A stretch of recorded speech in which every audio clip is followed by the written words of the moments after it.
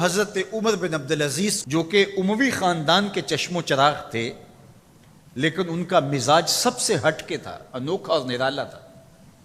سلیمان نے ساری زندگی تخت و تاج کی بسر کرنے کے بعد سوچا کہ میں ان کو اپنا نائب بناؤں۔ تو خیر، جب ان کا انتقال ہوا تو لوگ دمشق کی جامع مسجد میں جمع ہوئے اور وصیت نامہ پڑھا گیا۔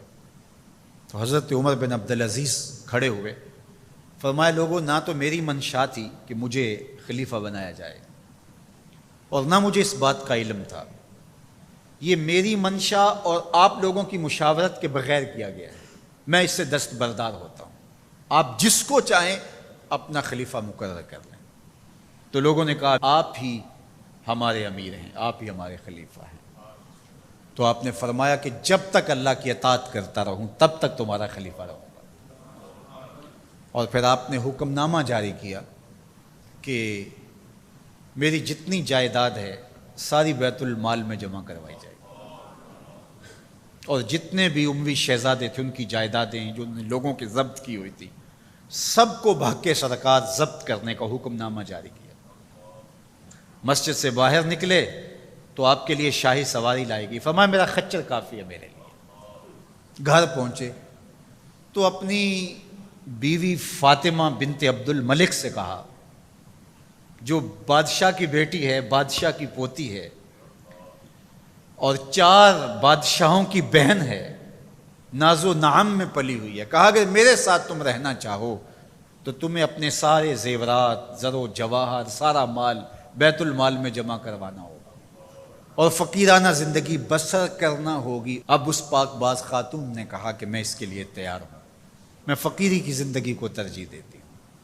اب حضرت عمر رضی اللہ تعالیٰ عنہ نے صرف 2 سال 5 ماہ اور کچھ دن حکومت کی، اور 3 بر اعظموں پر سلطنت اسلامیہ پھیلی ہوئی تھی، اور آپ روتے تھے کہ ان لوگوں کا حق بھی میرے اوپر بلا مطالبہ ہے جو دنیا کے کسی بھی خطے کے اوپر اس سلطنت کی حدود میں بستے ہیں۔ عید کا موقع آیا، عیدگاہ میں جب لوگ ایک دوسرے کو مل رہے تھے تو امیر المومنین کے بیٹوں کے کپڑے خستہ تھے، پرانے تھے، پیوند لگے ہوئے تھے۔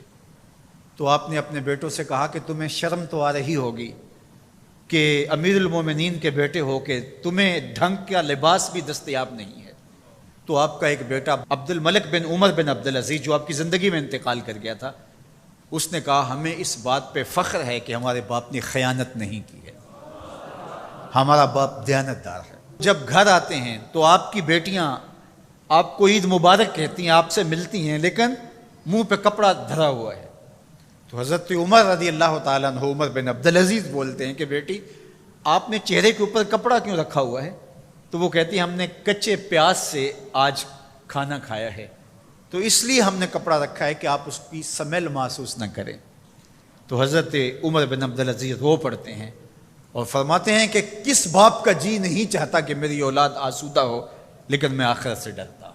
حضرت عمر بن عبدالعزیز رضی اللہ تعالیٰ عنہ کے 2 سال 5 ماہ اور چند دنوں کے اندر ایسا عدل پھیلتا ہے کہ لوگ کہتے ہیں ہمیں لگتا تھا آسمان اور زمین کے درمیان ترازو گاڑ دیا گیا ہے، ہر شے پوری تولی جا رہی ہے، اور اتنی خوشحالی آتی ہے، اتنی خوشحالی آتی ہے، لوگ زکوٰۃ کے پیسے لے کے نکلتے ہیں، کوئی زکوٰۃ لینے والا نہیں ملتا۔ ایک علاقے کے لوگ حضرت عمر بن عبدالعزیز کو خط لکھتے ہیں کہ حضرت زکوٰۃ کا کیا کریں؟ فرمایا غریبوں کو دے۔ کہا کوئی غریب رہا ہی نہیں؟ تو کہا کہ اچھا آپ اس طرح کریں کہ جن کی شادیاں نہیں ہوئی ان کا مہر ادا کر کے شادیاں کروا دیں۔ تو وہ جواب میں لکھتا ہے یہ بھی ہو چکا۔ تو کہا لوگوں کو قرضہ دے دیں۔ کہا کسی کو قرضے کی ضرورت ہی نہیں ہے۔ تو پھر فرماتے ہیں اچھا غیر مسلموں کو قرضہ دیں تاکہ وہ کھیتی باڑی کر کے زراعت کے کام کو بڑھائیں۔ یہ عمر بن عبدالعزیز کا دور ہے۔ عدل پھیلا، نور پھیلا، روشنی پھیلی۔ شہزادگی کی زندگی سے ایک دم اپنے آپ کو ایک چھوٹے سے کٹیا کے اندر محدود کر لیا۔